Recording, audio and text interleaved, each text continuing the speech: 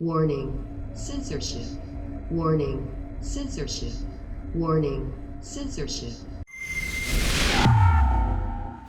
Don't become Nazis! Don't become Nazis! Your orders are correct. Fascism! Shame! Shame! What are you doing then? Shame! Committing Shame! assault. You invite. This is assault.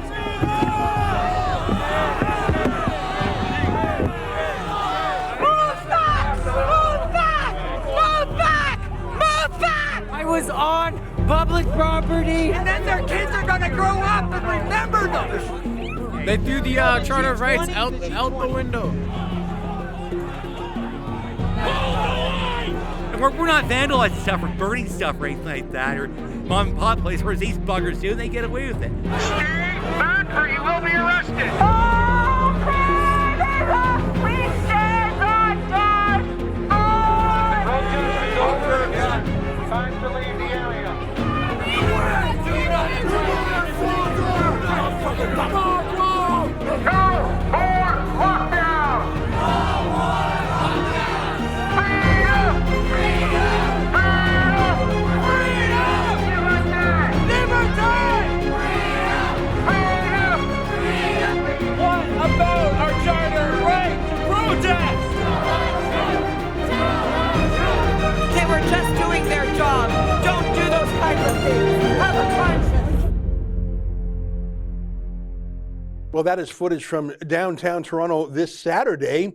A peaceful protest was smashed by Toronto police, even though, I say again, it was peaceful. What a difference between that and the reception that the Black Lives Matter protesters got. You'll see here Toronto police literally taking a knee. As Churchill said about the Hun, as he called them, they're either at your feet or at your throat. That's what Churchill said. I don't want to be too dramatic, but it seems like John Tory's police have the same approach to peaceful protest. David Menzies was there. David, nice to see you. What was it like there this weekend? Well, you know what? My spidey senses were tingling, Ezra, because going back to, I believe it was April 26th, was the first Yahoo Nation lockdown protest.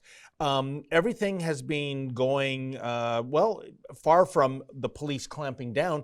We've even seen the police escort the march up the streets, blocking off intersections like they even had a permit or what have you.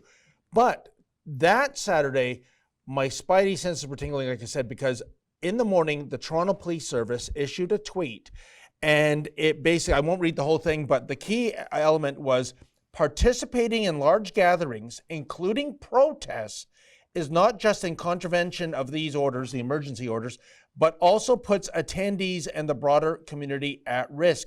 And like you said, there was no asterisk in that sentence. If it's a racial injustice protest like Black Lives Matter, Afro-Indigenous Rising, it says protest, period. And then John Tory, our illustrious mayor, Ezra, he tweeted out that morning, stay home, full stop. So I thought something's in the air.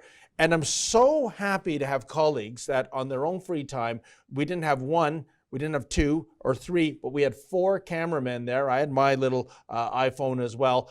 And we got this exclusive footage. And I say exclusive, Ezra, because the mainstream media, they sat this one out. How could they? How is this not a story? Well, if anything, they would be cheering on the violation of civil liberties. I want to play you a clip. There's a lot of things that were visually appalling. An old lady being assaulted, a man with disabled legs being pounced on, a lot of people being pounded to the pavement, completely unnecessary. They were not doing anything violent. But perhaps even more terrifying was this statement by police. Take a listen. Please disperse from this area, ladies and gentlemen. We're asking you to disperse from this area. Time to go home. The protest is over and done. Time to leave the area. Time to disperse from this area, folks. The protest is over and done. You know, in a police state, the police do get to say when a protest is, and go, and cut, you're done. That's not how it works in a democracy. You're allowed to protest. And in fact, part of protesting, perhaps even the main part, is protesting when the authorities don't want you to protest. Otherwise, it's not a protest, it's a cheerleading squad. Absolutely, and I'm happy you mentioned cheerleading because I said that on camera when they were making that pronouncement. One of the officers with a bullhorn said, "This is your 2-minute warning," and I thought, "Is this the end of the fourth quarter in an NFL game? What like there's a clock ticking down?" No, it was outrageous, and I thought, what happened to, just a week ago, Ezra, we premiered our Nathan Phillips Square dossier where we revealed the city was spying on us for covering an illegal, not a protest, an encampment. Nobody with the anti-lockdown site erected tents and got cooking stuff out and defecated and urinated on the square, but the people of Afro-Indigenous Rising did.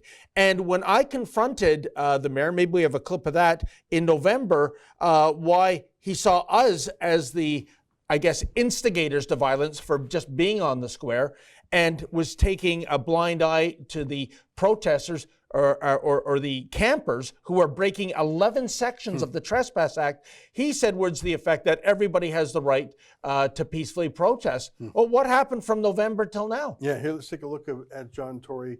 I call him Canada's worst mayor, and I know people in Victoria, Calgary, Edmonton, and other places will disagree with me, but really, here's John Tory lying through his mask. Hey, Mayor Tory, how you doing?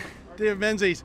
Just wondering, why is it illegal to practice journalism in Toronto and Nathan Phillips Square, yet you can have illegal occupiers occupy the square for 3 weeks straight? You can have our parks turned over to thugs. Why is that, Mr. Mayor? Well, I don't accept any of your assertions about people that are homeless and in need of some support, and I have no idea what you're talking about in terms of people not being able to be journalists in Nathan Phillips Square. It's a square that is open to the people, and it's open to journalists and all citizens of the city, and I'm proud of that. Well, Mr. Mayor, you know that your own security force at Nathan Phillips Square in June were trespassing us for the egregious practice of practicing journalism, yet you had a group of violent people called Afro-Indigenous Rising occupying the square. You must know this, Mr. Mayor. They were there for 3 whole weeks, and they were breaking 11 sections of the Trespass Act, and yet the police and the security were coming after us for covering this. Now, why is that? I can't speak to how the security people dealt with you. I don't direct what they do, but I will say to you that, unlike you who wants to sort of foment confrontation, the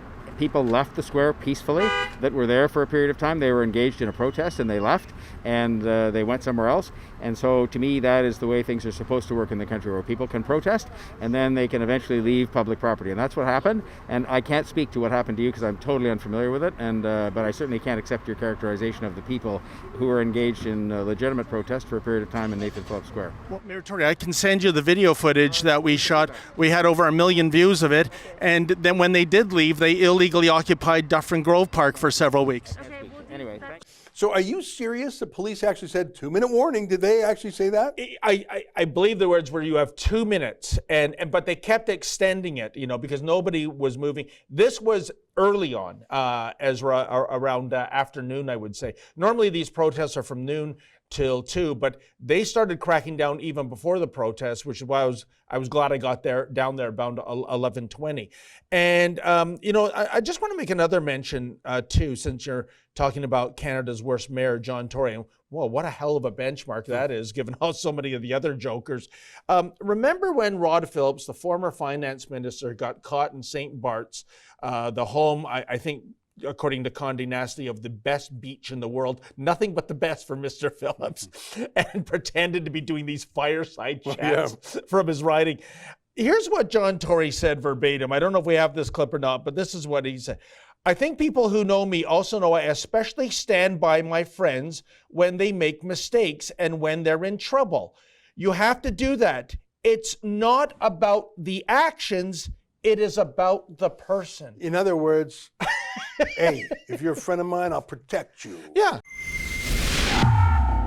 That's an excerpt from my daily show, The Ezra Levant Show. Every day I do a monologue on the news of the day, then I interview an interesting guest, and then I read my hate mail. You gotta subscribe. Go to rebelnews.com.